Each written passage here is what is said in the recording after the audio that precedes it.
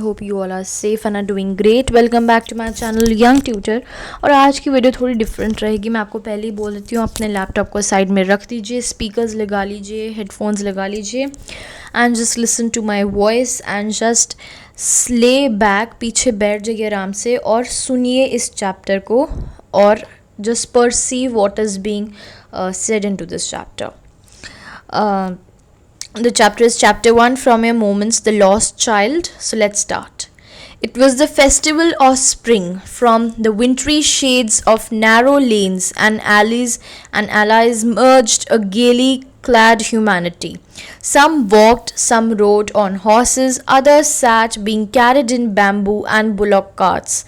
One little boy ran between his father's legs, brimming over with life and laughter.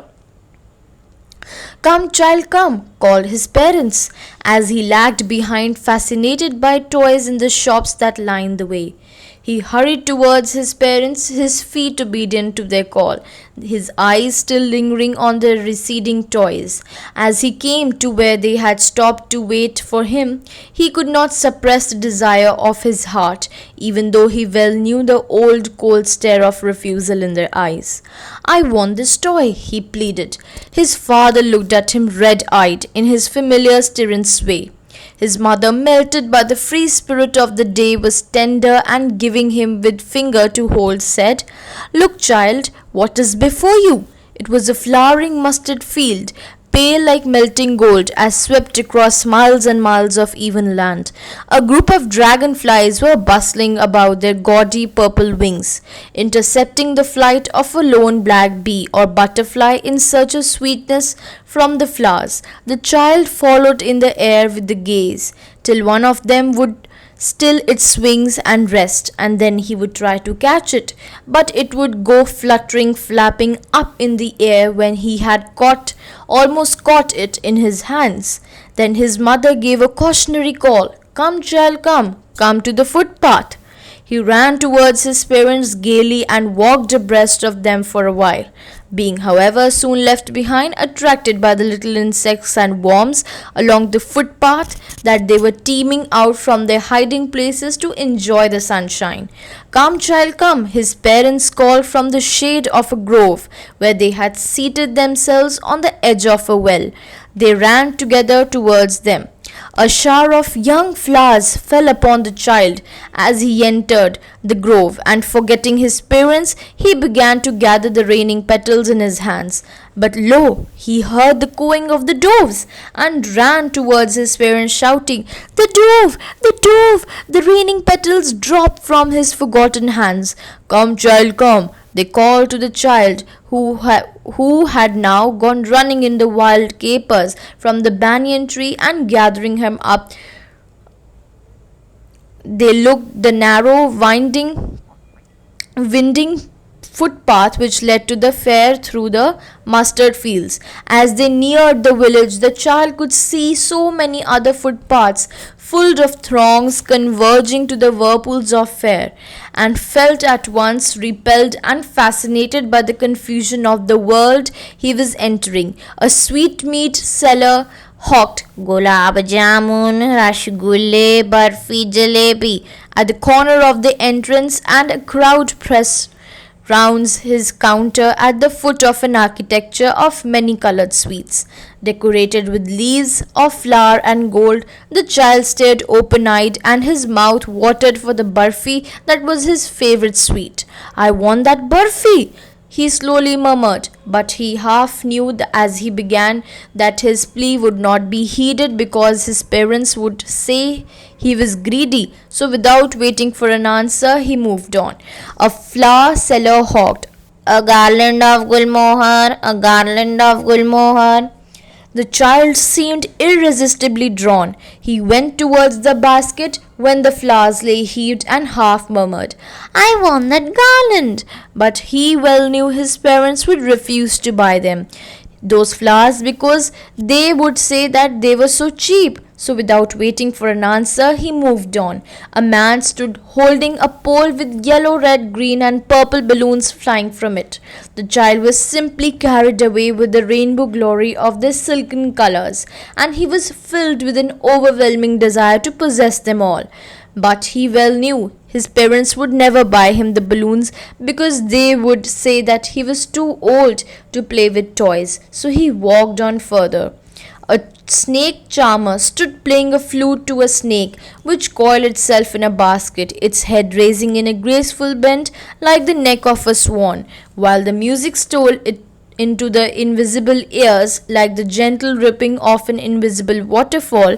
The child went towards the snake charmer, but knowing his parents had forbidden him to hear such coarse music as the snake charmer played, he proceeded further. There was a roundabout in full swing. Men, women, and children, carried away in a whirling motion, shrieked and cried with dizzy laughter. The child watched them intently, and then he made a bold request. "I want to go to the roundabout, please." "Father, mother." There was no reply. He turned to look at his parents. They were not there ahead of him. He turned to look on the either side. They were not there. He looked behind. There was no sign of them. A full, deep cry rose within his dry throat, and with a sudden jerk of body, he ran from where he stood, crying in real fear, "Mother! Father!" Tears rolled down from his eyes, hot and fierce. His flushed face was convulsed with fear. Panic-stricken, he ran to the one first side, then the other, hither and thither in all directions, knowing not where to go. "Mother! Father!" he wailed. His yellow turban came untied and his clothes became muddy. Having run to and fro in a rage of running for a while, he stood defeated, his crisis suppressed into sobs. As little distances on the green grass he could see through his filmy eyes men and women talking. He tried to look intently among the patches of the bright yellow clothes, but there was no sign of his father and mother among those people, who seemed to laugh and talk just for the sake of laughing and talking. He ran quickly again, this time to a shrine in which people seemed to be crowding. Every little inch of the space there was congested with men, but he ran through people's legs, his little sob lingering. "Mother! Father!" Near the entrance to the temple, however, the crowd became very thick. Men jostled each other, heavy men with flashing murderous eyes and hefty shoulders. The poor child struggled to thrust away between their feet, but knocked to and fro by the brutal movements. He might have been trampled underfoot had he not shrieked at the highest pitch of his voice, "Mother! Father!" A man in the surging crowd heard his cry and stopped with great difficulty, lifted him up in his arms. "How did you get here, child? Whose baby are you?" the man asked as he steered clear of the mass. The child wept more bitterly than after and now only cried, "I want my mother! I want my father!" The man tried to soothe him by taking him to the roundabout.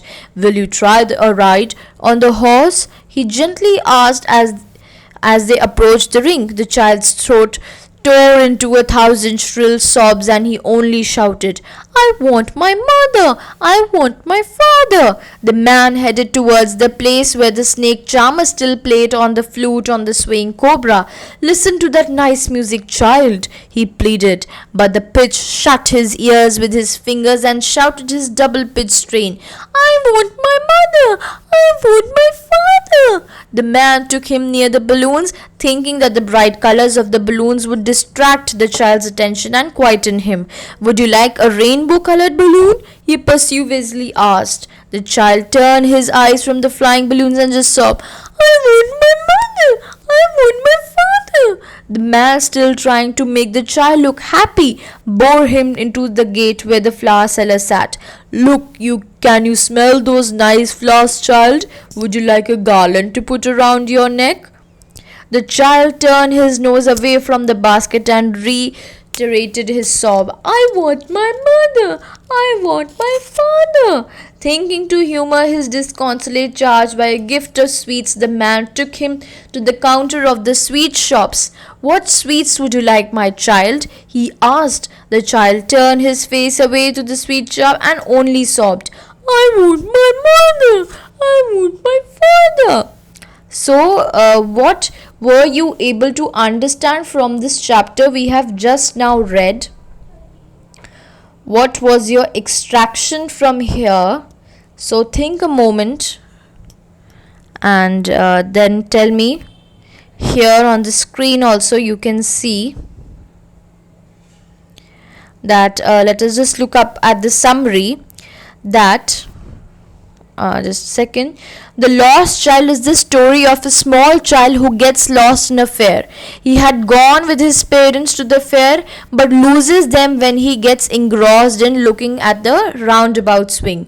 The story highlights the bond of love and affection that the child shares with his parents. Before losing them, he had been demanding different things like sweets, balloons, flowers, swings. Once he loses them, he is picked by a stranger. The stranger tries to quieten the child by offering him all these things that he had demanded from his parents, but the child does not want them anymore. He wants his parents first.